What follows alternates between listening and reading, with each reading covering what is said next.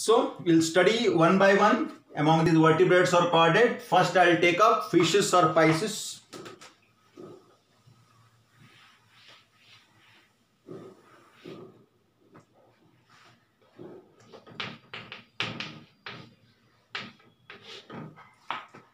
Very important property, they are aquatic, found in water, both marine and fresh water. They are found in the river as well as in the sea, aquatic. Second one, very important, they have streamlined body.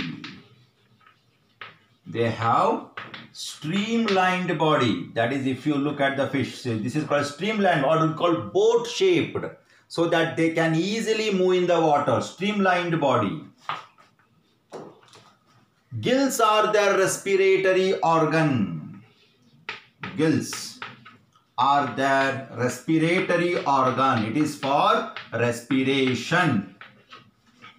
Gills for respiration. Actually, when what happens, the water enters through their mouth and they leave it through their gills. When the water flows over the gills, there the exchange of gases take place. The dissolved oxygen present in the water will enter into their blood, and the carbon dioxide present in the blood will come to water. That is, gaseous exchange take place there, gills. Then locomotory organ for movement. Fins are their locomotory organ for locomotion. Fins. Then body is covered with scales. Body is covered with scales, that is for protection. Body is covered with scales, that is for protection. Very important. All the vertebrates have closed circulatory system. Heart is two-chambered. Two-chambered heart.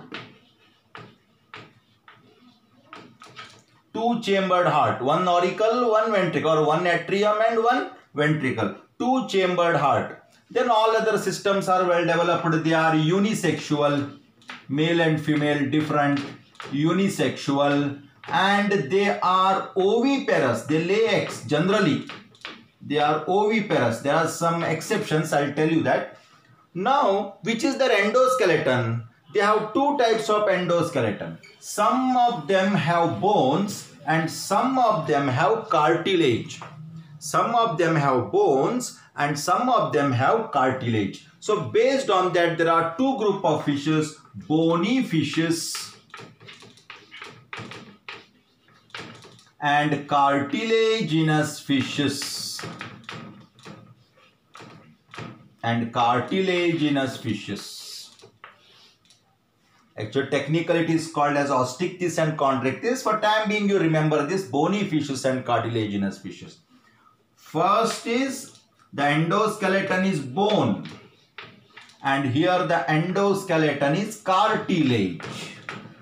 What is the difference? Bone is very strong, cartilage is also very strong, but cartilage is bit flexible. The best example for cartilaginous fish is shark.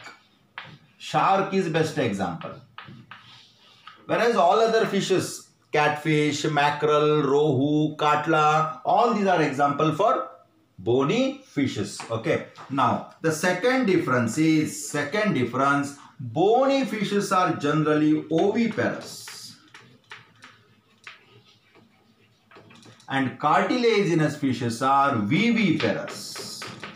Viviparous means they do not lay egg, they give birth to young one.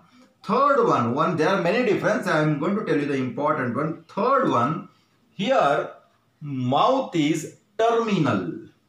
Terminal mouth. Terminal mouth. Now what is a terminal mouth?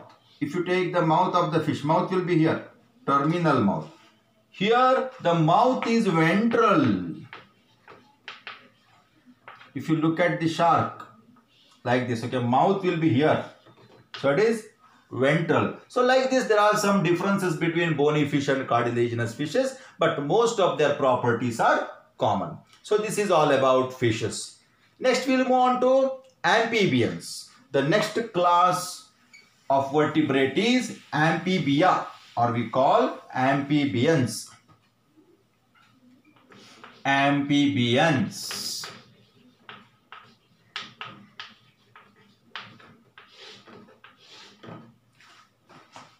Amphibians are the organisms which can live both on land and water. They need water to complete their life cycle. Without water, they cannot complete their life cycle. Such organisms are called as amphibians. So the first point, they need both land and water to complete their life cycle. So they are amphibians. Example itself, I'll give you a frog is best example.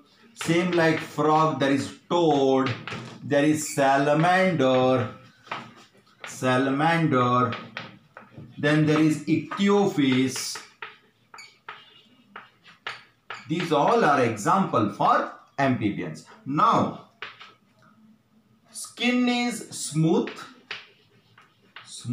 skin, moist skin, no scales. Respiratory organ, respiration by different method, gills, lungs, buccal cavity, and even skin. Even they respire through skin. Frogs respire through skin. Heart is three-chambered heart. Okay, they have three-chambered heart.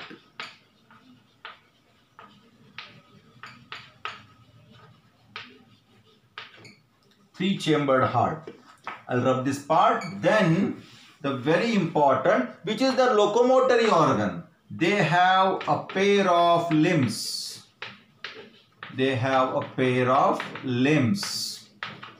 In case of frog, okay, in between the finger, in the forelimb, in between the finger, they have web. It's called webbed feet, so that they can easily swim in the water.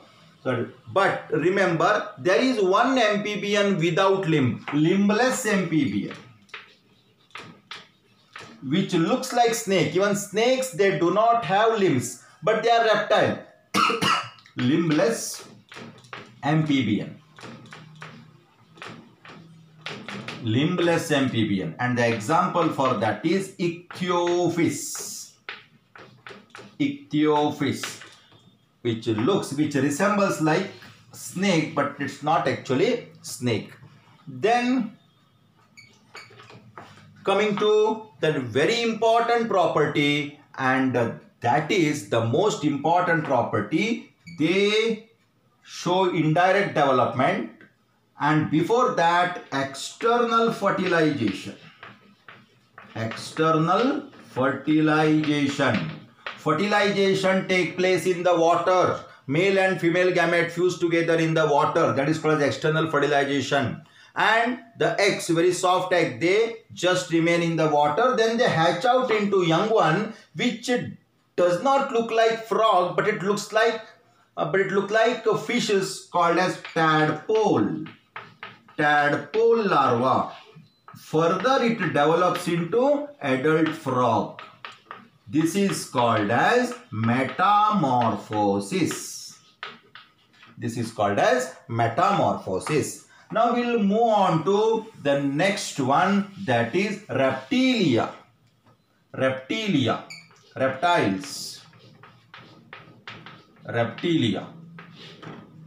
Example for reptilia: snakes, tortoise, crocodile, various kinds of lizards, chameleon which changes their body color. All these are examples for reptiles. Now reptiles are known for elongated body. You have seen its body is very elongated and it is very dry. Skin is dry and made up of scales. They have three-chambered heart. Except in crocodile. Crocodile has four-chambered heart. Then they lay eggs, oviparous. Fertilization is internal. And their locomotory organs are a pair of limbs. Only snakes are limbless reptiles. So these all are the important characters of reptiles.